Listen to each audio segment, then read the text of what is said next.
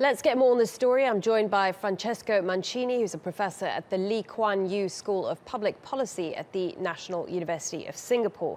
Many thanks for joining us, Francesco. So we got a taste there from our reporter of what some of the highlights are in terms of what they're going to be discussing. Territorial claims of the South China Sea has been an emotive issue for the region. Can any progress be made between these countries when all the leaders are attending? Well, thank you for having me. Indeed, as Patrick mentioned, the issue of the South China Sea will definitely be the undertone of the summit. Listen, China is playing a dangerous salami tactic, meaning that it's taking small steps to assert herself in the South China Sea. And these steps are always too small for a full retaliation from the US side, but they are slowly changing the reality on the ground. And I think this strategy will continue, always making sure to fall short of direct military confrontation. But there are also many other factors here, and these are what this summit is important for.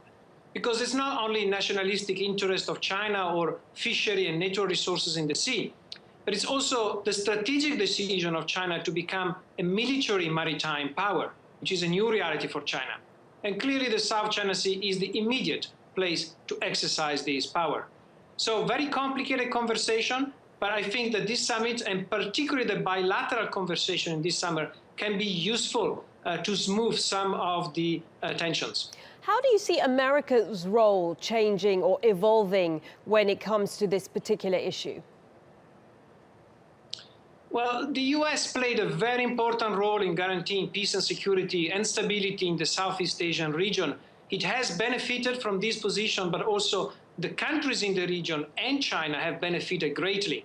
I think that most countries in the region welcome the US engagement in the Pacific.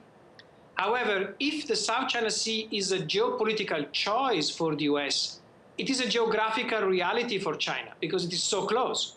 So I think we also have to continue to observe the political dynamics in Washington, and in particular the presidential race, to assess the future determination of the US to stay engaged.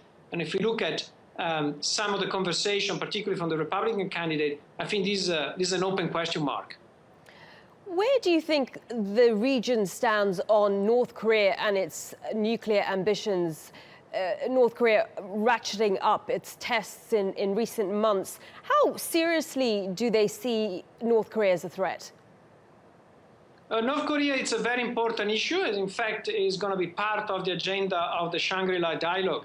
The issue of Korea, so North Korea nuclear threat, it's something that also relates to Chinese ambition in nuclear defense strategy, and particularly with its nuclear submarine strategy, which is of course something that is linked to the South China Sea issue. Countries are very serious about this issue.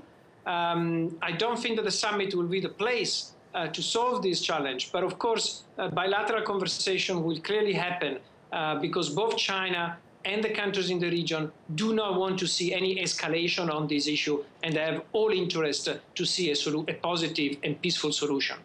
Okay, many thanks for your time. Francesco Mancini, a professor at the Lee Kuan Yew School of Public Policy at the National University of Singapore.